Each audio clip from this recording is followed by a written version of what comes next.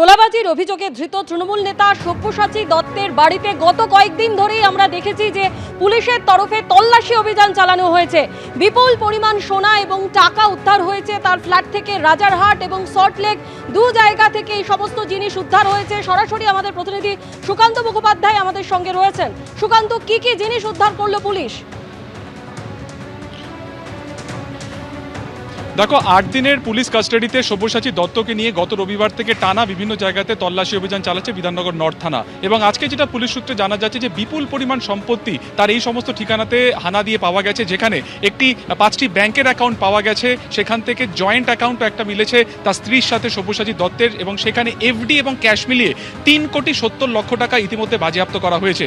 এছাড়া 5টি প্রপার্টির সন্ধান পাওয়া গেছে নিউ টাউন ও রাজারহাট মিলিয়ে, যেখানে সেটা ফরম্যাট রয়েছে, সেটা ফ্ল্যাটের, কোনোটা জমি, এরকম প্রায় 5টি সম্পত্তি পাওয়া গেছে, যেটারও বাজার দর প্রায় কয়েক কোটি টাকা।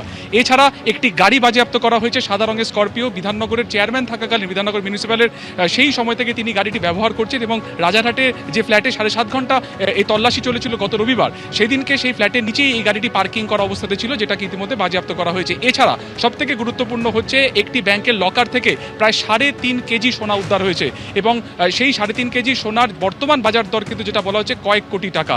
এছাড়া তাকে জিজ্ঞাসাবাদ করে কিন্তু আরও একাধিক প্রপার্টির সন্ধান মিলেছে, কিছুটা নামে কিছুটা বেনামে, এবং সেই কারণে আজকে আদালতে সব্যসাচী দত্তকে তোলা হয়, এবং সেখানে আরও 6 দিনের পুলিশ কাস্টাডির কিন্তু আবেদন করা হয়েছে। তার কারণ তারা যেটা পুলিশ জানতে চাইছে যে এই যে সোনা, এই 3.5 কেজি সোনার পাশাপাশি আরও সোনা কোথাও না কোথাও রয়েছে, তার রসিদ কিন্তু ইতিমধ্যে তদন্তকারীদের হাতে এসেছে গত রবিবার রাজারহাটের ফ্ল্যাটে অভিযান চালিয়ে। তাই সেই সোনা উদ্ধারের জন্য এবং তার যে আরও নামে ও বেনামে প্রপার্টির সন্ধান মিলেছে সেগুলোকেও রিকভারি করার জন্য বা বাজেয়াপ্ত করার জন্যই কাস্টাডি প্রয়োজন বলে আজকে কিন্তু পুলিশের তরফে 6 দিনের পুলিশ কাস্টাডি চাওয়া হয়েছে, এবং তাকে আজকেই আদালতে বা বিধাননগর আদালতে তোলা হয়েছে।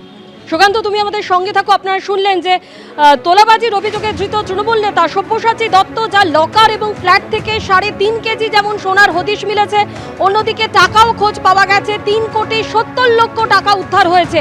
এফডি নগদ মিলিয়ে প্রায় 4 কোটি কোটে দাবি করা হয়েছে পুলিশের তরফে।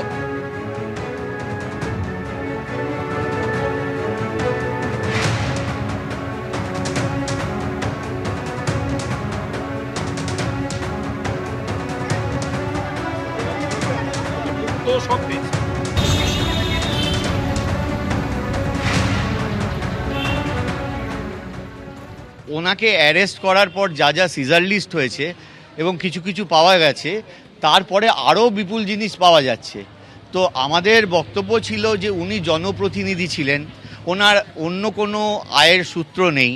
সেখানে 5খানা ব্যাংক অ্যাকাউন্ট সিজ হয়েছে, একটা জয়েন্ট অ্যাকাউন্ট ওনার স্ত্রীর সঙ্গে, তাতে কোটি টাকার ওপরে টাকা পাওয়া গেছে, বা সোনা যেগুলো রিকভারি হয়েছে, 2খানা গাড়ি হয়েছে সিজ।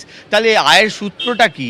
এক্সটর্শন ছাড়া, যেটা ওই যে পুলিশ যে সিজারগুলো করেছেন, ওনাদের উকিল বলেছে আমরা কোঅপারেট করছি ইনভেস্টিগেশনের সঙ্গে, সেই জন্যই সিজার লিস্ট হয়েছে।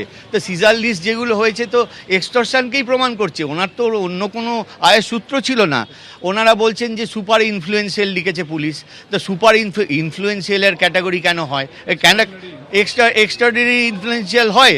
নিশ্চয়ই হয়। অর্ডার দিয়েছে, 6 দিনের পিসি অ্যালাউ করেছে, পুলিশ কাস্টাডিতে জিজ্ঞাসা করা হবে, আর ওনার যে ভয়েস মেমোটা আছে ওটা এফএসএল-এ পাঠানো হবে। এবিপি আনন্দ, এগিয়ে থাকে, এগিয়ে রাখে।